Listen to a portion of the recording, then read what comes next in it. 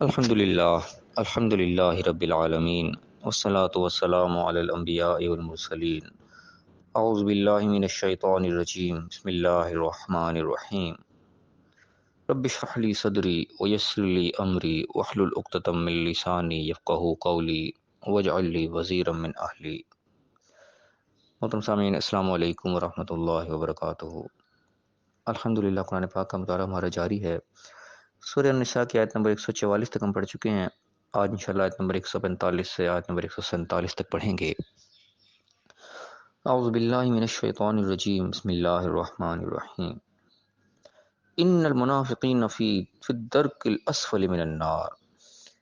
بے شک منافقین آگ کے سب سے نچلے درجے میں ہوں گے۔ ولن تجد لہم نصیرا، اور تم ان کے لیے کوئی مددگار نہیں پاؤ گے۔ ان سے پچھلی آیات میں بھی ہم مسلسل ہم پڑھتے آ رہے ہیں کہ منافقین کا تذکرہ چل رہا ہے، ان کی حرکتیں بتائی جا رہی ہیں، اور یہاں پہ اس آیت کے اندر ان کا انجام بھی جو بتا دیا گیا کہ منافقین جو ہیں، بے شک اس بات میں کوئی شک نہیں ہے، اللہ کی طرف سے قطعی فیصلہ ہے کہ منافقین جو ہے وہ آگ کے سب سے نچلے درجے میں ہوں گے، کیونکہ منافقین جو ہیں اللہ تعالیٰ کو شدید ترین ناپسند ہے، ان کی سزا اللہ تعالیٰ نے سب سے سخت رکھی ہے، درک الاسفل کا ہے کہ اس سے نچلا درجہ کوئی نہیں ہوگا، سب سے جو تکلیف دہ مقام اگر کوئی ہوگا جہنم کا، آگ کا، وہاں پہ ان منافقین کو پھینکا جائے گا۔ کیوں اتنی سخت سزا آخر منافقین کی کیوں رکھی گئی؟ ان کو یعنی کہ کافروں سے زیادہ بدتر تصور کیا گیا ہے اس آیت کے اندر، جو پتہ چل رہا ہے، کیونکہ کافر جو ہوتا ہے وہ پھر بھی ایک واضح ہوتا ہے، سامنے ہوتا ہے، انسان کو پتہ چل رہا ہے یہ میرا دشمن ہے، انسان اس سے الرٹ بھی رہتا ہے اور اس کے ساتھ یعنی کہ انتظامات بھی کر لیتا ہے اس کے لیے کہ یہ میری طرف آ رہا ہے، میرے کے ساتھ کیا کیا کرنا ہے۔ لیکن منافق جو ہوتا ہے وہ اس سے بھی زیادہ کہیں خطرناک ہوتا ہے، کیونکہ وہ اپنا بن کے رہ رہا ہوتا ہے، اس کو انسان اپنا سمجھ رہا ہوتا ہے، اس کے اوپر اعتبار کر رہا ہوتا ہے، وہ سمجھتا ہے کہ یہ بھی میرا ساتھی ہے، لیکن وہ اندر سے رہ کے جڑیں کاٹ رہا ہوتا ہے، اندر سے اندر رہ کے جاسوسی کر رہا ہوتا ہے، اور یعنی کہ پھر اس کو تباہ کر کے آگے رکھ دیتا ہے کہ سارے راز جا کے دشمنوں کو بتا دیتا ہے، کیونکہ اصل میں تو دشمن ہوتا ہے لیکن وہ دوست بن کے رہ رہا ہوتا ہے، وہ اس سے کہیں زیادہ خطرناک ہوتا ہے جو سامنے دشمن ہو۔ تو اللہ تعالیٰ نے کافر سے بھی زیادہ بدتر جو اس کی سزا رکھی کہ درک الاسفل کا ہے، کہ بالکل جو نچلا ترین درجہ آگ کا، وہاں پہ منافقین کو رکھا جائے گا۔ قرآن تعیید النصیر، ان کے لیے کوئی مددگار بھی نہیں ہوگا، کوئی ان کا حل پروان کو نہیں ملے گا۔ یہاں پہ دنیا میں ان کے وہ دونوں طرف دوستیاں بنا کے رکھتے ہیں، ادھر بھی دوستی رکھتے ہیں ادھر بھی دوستی رکھتے ہیں، منافقین کا کام یہی ہوتا ہے نا، وہ ادھر بھی یعنی کہ مسلمانوں کے ساتھ ہی ملے ہوئے ہیں، اپنے آپ کو مسلمان شو کر رہے ہیں، وہ کفار کے ساتھ بھی رابطہ رکھا ہے، ان کا بھی فائدہ کر رہے ہیں، وہ دونوں طرف دوستیاں بنائے بیٹھے ہوتے ہیں کہ وہاں کا کوئی بھی مددگار نہیں ہو، کہیں سے بھی ان کا کوئی دوستی کوئی یاری کام نہیں آئے گی۔ ہاں، اللہ فرمائے گا الا الذین تابوا، مگر جو لوگوں نے توبہ کر لی، جب پلٹ آئے دنیا کے اندر اپنی منافقت کو چھوڑ دیا، وہ اصلحوا، اور پھر اصلاح کر لیا، اپنے کام کو ٹھیک کر لیا، واعتصموا باللہ، اور پھر اللہ کے ساتھ چمٹ گئے، یعنی کہ اپنی غلطی کو دھو دیا بالکل، دوبارہ اس راستے کو چھوڑ دیا اور اللہ کے ساتھ پھر خالص ہو گئے، واخلصوا دینہم للہ، اور اپنے دین کو، اپنے قانون کو، اپنے طریقہ کار کو اللہ کے لیے خالص کر دیا، فاولئک مع المؤمنین، تو یہ لوگ مومنین کے ساتھ ہوں گے، یعنی کہ اپنے نفاق کو چھوڑ دیا، انہوں نے دنیا کے اندر رہتے ہوئے توبہ کر لی، پلٹ لیا، اس کام سے ہٹ گئے، اللہ کے سامنے اسی حالت میں نہ داخل ہوئے، حاضر نہ ہوئے کہ منافقین کی حالت میں جو ہے اللہ کے سامنے حاضر ہو گئے، پھر تو گئے کام سے، پھر تو اللہ نے بتا دیا کہ گئے جہنم کے نچلے درجے میں۔ لیکن دنیا میں رہتے ہوئے اگر توبہ کر لی، یو ٹرن لے لیا، واپس آ گئے، پلٹ آیا اپنی جگہ پر، ان کو اللہ تعالیٰ نے کہا کہ یہ مومنین کے ساتھ ہوں گے، ان کا انجام پھر مومنین کے ساتھ ہی ہوگا۔ وَسَوْفَ يُؤْتِ اللَّهُ الْمُؤْمِنِينَ أَجْرًا عَظِيمًا، اور مومنین کو اللہ تعالیٰ جلد ہی بہت بڑے اجر سے نوازے گا۔ یعنی کہ جو منافقین اپنی زندگی گزار رہے ہیں نام نفاق کے ساتھ، وہ اس آیت کو پڑھ جانے کے بعد ان کو صحیح راستے پہ آ جانا چاہیے، اللہ نے ایک مہلت رکھی ہوئی ہے، اللہ تعالیٰ نے کہ اپنے پر اللہ نے رحمت کو لازم کر رکھا ہے، یہ بھی اللہ نے قرآن میں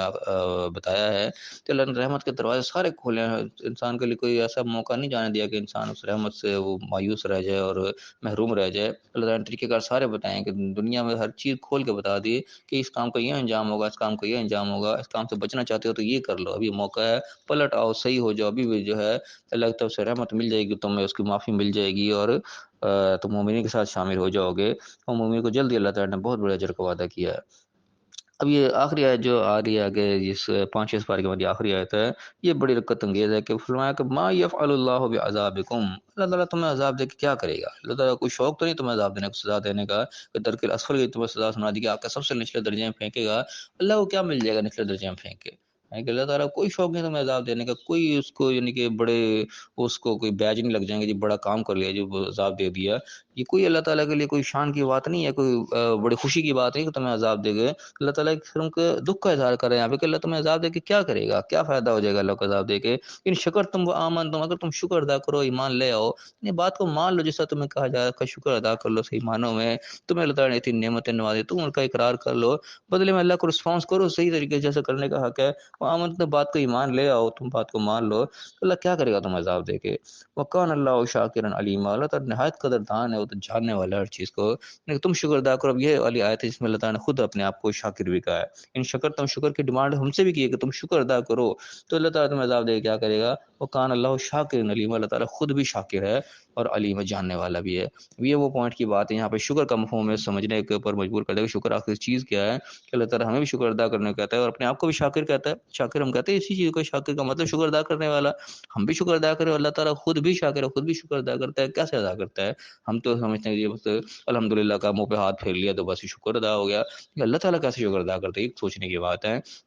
تو یہ جب غور کرتے ہیں دیکھنے سے مفہوم یہ سمجھ میں آتا ہے کہ یہ جی کو جی کے جس طریقے سے ہم کہتے ہیں نا کہ رسپانس کرنا، بات کو آپ نے میرا کام کر دیا میں نے آپ کا کام کر دیا، یہ اصل میں شکر ادا کرنا ہے۔ خالی یہ نہیں کہ آپ نے میرا کام کیا اور میں نے تھینک یو کہہ دیا، آپ کو بہت بہت شکریہ اور وہ حق ادا ہو گیا، نہیں، جب کل کو موقع ملا میں نے اس کا رسپانس کیا، مجھے جواب دیا ہی نہیں، وہ شکر اصل میں جب ادا ہوتا ہے کہ آج مجھے آپ کی ضرورت تھی، آپ نے میری ضرورت کو پورا کر دیا، کل کو جو آپ کو میری ضرورت ہوگی آپ میرے کو ڈیمانڈ کریں گے، میں اس ڈیمانڈ کو پورا کروں گا، یہ اصل میں شکر ادا ہوگا۔ اللہ تعالیٰ انہی معنوں میں شاکر جو ہے سمجھ میں آتا ہے کہ اللہ تعالیٰ ہماری ڈیمانڈ کو پوری کرتے ہیں، جب ہم اللہ کا حکم مان لیتے ہیں کہ اللہ تعالیٰ جو ہم سے ڈیمانڈ کرتا ہے ہم پوری کرتے ہیں، اس کے بدلے میں ہم جو کچھ بھی اللہ سے مانگتے ہیں وہ اللہ تعالیٰ ہمیں ضرور اس کا رسپانس کرتا ہے، ضرور ہمارے اس ضرورت کو پورا کرتا ہے، اس معنی میں وہ شاکر ہے۔ تو ہمیں بھی یہ دو طرفہ معاملہ ہے کہ چلنا چاہیے، جب ہماری ڈیمانڈ اللہ نے پوری کر دی تو اللہ جو ہم سے ڈیمانڈ کر رہا ہے ہمیں وہ پورا کرنا چاہیے۔ اگر ہم ڈیمانڈ پوری نہیں کر رہے، ہم اپنی مرضیاں کر رہے ہیں، جو اللہ تعالیٰ کہہ رہا ہے اس کو ہم نے اگنور کر رکھا ہے، تو پھر ہم کوئی شکردار نہیں کر رہے، ہم چاہے ویسے بتیرے شکر کرنا پڑتے ہیں الحمدللہ کہ ہم ورد کرتے رہے، یہ بہت شکر ہے، یہ اللہ کا بڑا شکر ہے،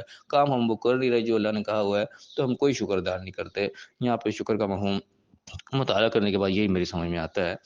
تو بہرحال یہاں پہ اللہ تعالیٰ نے آخری بات جو کی ہے کہ اللہ تعالیٰ تمہیں عذاب دے کے کیا کرے گا، یہ بہت یعنی کہ ایک غور طلب چیز ہے کہ اللہ تعالیٰ کو کوئی خوشی نہیں ہے ہمیں عذاب دے کسی کو بھی، اللہ تعالیٰ اپنے بندوں سے بہت محبت کرتا ہے کیونکہ اللہ نے قانون بنا رکھا ہے، اللہ نے ایک جزا سزا کا قانون بنا رکھا ہے، اللہ تعالیٰ اس قانون کو نافذ کرے گا ضرور، لیکن اس قانون کو نافذ کرنے میں اللہ تعالیٰ کی وہ بہت بڑی خوشی نہیں ہے کہ اللہ تعالیٰ عذاب دے کے بڑا کو خوش ہو رہا ہے، اپنے فرشتوں کو دکھائے گا دیکھو یہ میں نے ان کا کیا حال کر دیا، جہنم میں پھینک دیا، ایسا کوئی بات نہیں، اللہ تعالیٰ جہنم میں پھینکنا چاہتا کوئی نہیں ہے، لیکن ہم جب اس کے حقدار اپنے آپ کو خود ٹھہراتے ہیں، مستحق ٹھہراتے ہیں کہ ہمیں پھینکا جائے، تو پھر اس کا قانون ہے کہ وہ پھینکے گا۔ دنیا میں جو ہم نے ظلم کیا لوگوں کے ساتھ اس کی سزا ملے گی، پھر وہ اگر سزا نہ ملے تو ان لوگوں کے ساتھ ناانصافی ہے جو دنیا میں ظلم برداشت کر رہے ہیں صرف اللہ کے خوف سے، اور آخرت کے اندر انصاف ملنے کے اعتبار سے وہ دنیا میں برداشت کرتے چلے جا رہے ہیں کہ ٹھیک ہے آخرت میں تو ہمیں بدلہ ملے گا ہی نا، تو وہاں جا کے ان کو بدلہ نہ ملے، وہ جو ظالم تھا وہ ایسے بخشے جائیں جناب، چھوٹ جائیں، منافقین نے جس چیز کے طریقے سے لوگوں کا نقصان کیا، لوگوں کو نقصان پہنچایا، ان کو آخرت میں بھی کوئی سزا نہ ملے، وہ بھی جنت میں چلے جائیں یہ بھی جنت میں چلے جائیں، پھر انصاف کیسا ہوا؟ پھر وہ لوگ یعنی کہ وہ